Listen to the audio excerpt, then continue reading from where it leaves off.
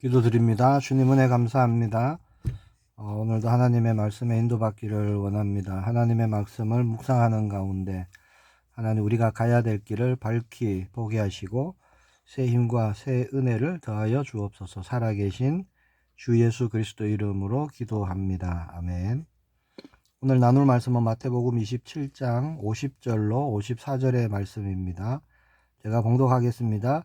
예수께서 다시 크게 소리 지르시고 영원히 떠나시니라.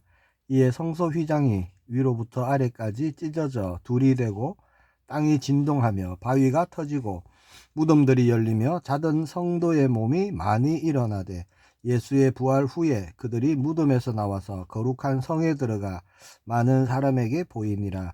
백부장과 및 함께 예수를 지키던 자들이 지진과 그 일어난 일들을 보고 심히 두려워하여 이르되 이는 진실로 하나님의 아들이었도다 하더라. 아멘.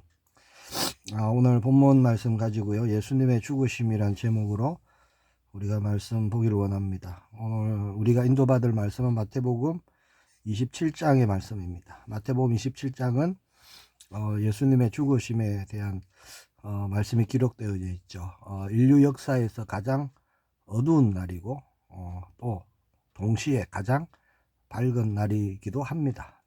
예수님은 죄가 없으셨지만 사형을 선고받으셨고 사람들의 조롱, 핍박, 고난 그걸 받으시고 십자가에 못 박히셨습니다. 이 십자가 사건은요, 사람의 악함이 얼마나 큰지를 보여주는 동시에 또 하나님의 구원이 어떻게 이루어지는지를 보여주는 사건이죠.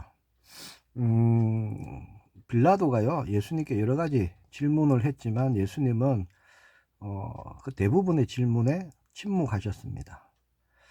변명하실 수도 있었고 또 권능으로 상황을 뒤집어 버릴 수도 있으셨지만 예수님은 아무 말씀을 안 하셨어요. 그러면 패배냐? 아닙니다. 예수님의 침묵은 패배가 아니라 구원을 이루기 위함이었다는 겁니다. 사람은 누구나 억울하면 변명을 하죠. 그러나 예수님은 우리의 죄를 대신 지시기 위해서 아무런 말씀을 안 하셨습니다. 하나님의 말씀을 이루시는 것을 택하신 것이죠. 빌라도가요, 이 군중들에게 묻습니다. 바라바를 놓아줄까? 아니면 예수님을 놓아줄까? 이렇게 묻죠. 그때 군중은요, 죄 없는 예수님이 아니라 진짜 죄인이며 폭동을 일으킨 바라바를 놓아주라고 선택합니다. 사람의 마음이 어떤지를 그대로 보여주는 거예요. 사람은요, 자기의 욕망대로 행합니다. 무엇이 진리고 무엇이 참인지 사실은 관심 없어요. 생각하고 마음 먹는 것이 항상 악할 뿐입니다. 그래서 군중들은요, 의가 아닌 죄를 선택한 거예요. 그렇게 예수님은요, 사실 바라바가 져야 되는 그 십자가를 예수님이 지시죠. 그래서 죄인은 자유를 얻고 죄가 없으신 예수님은 형벌을 받습니다. 이것이 하나님이 우리에게 이루신 대속의 복음인 거죠. 우리가 져야 하는 십자가를 예수님이 지신 것입니다. 그리고 군중들 또 군인들 예수님을 조롱합니다. 네가 하나님의 아들이거든 내려와 보라. 큰 소리 치지요. 어떻게 하셨습니까? 예수님은 내려오지 않으셨습니다. 십자가에서. 능히 내려오실 수 있지만 내려오지 않으심으로 우리를 살리신 것이죠. 십자가는 무능이 아닙니다. 하나님 사랑의 극치입니다.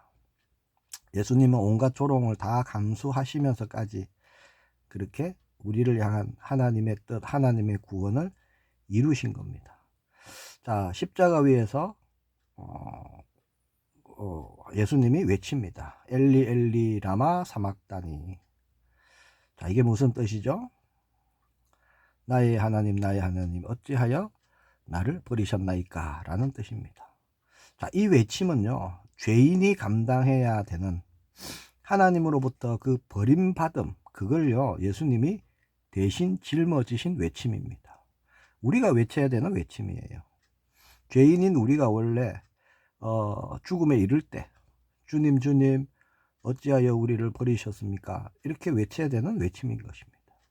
죄인은 하나님께 나아갈 수 없죠. 하나님과 함께 할 수 없고 만날 수도 없습니다. 그래서 죄인은 버림받는 거예요. 그것이 마땅한 것이죠. 십자가에서 우리의 죄를 대신 짊어지심으로 하나님으로부터 버림받는 그 죄인의 부르짖음을 예수님이 외쳤던 겁니다. 그렇게 예수님은요, 우리가 다시 하나님께 나아갈 수 있도록, 하나님을 만날 수 있도록, 하나님과 화목하고 함께 할 수 있도록 그렇게 모든 인류를 위해서 홀로 버림받음을 감당하신 거죠. 자, 예수님이 숨을 거두시는 순간 성전의 휘장이 위에서 아래로 찢어집니다. 그것은 하나님께 나아가는 완전한 길이 열렸다는 거예요. 더 이상 제사와 희생이 필요 없습니다. 십자가가요, 완전한 길이 되는 거예요. 그래서 누구든지 이제는 예수 십자가를 통해서, 예수님을 통해서, 예수님을 믿음으로 하나님께 담대히 나아가는 그 구원의 길이 열린 것입니다. 자, 오늘 본문을 다시 한번 보겠습니다. 예수께서 다시 크게 소리 지르시고 영혼이 떠나가시니라.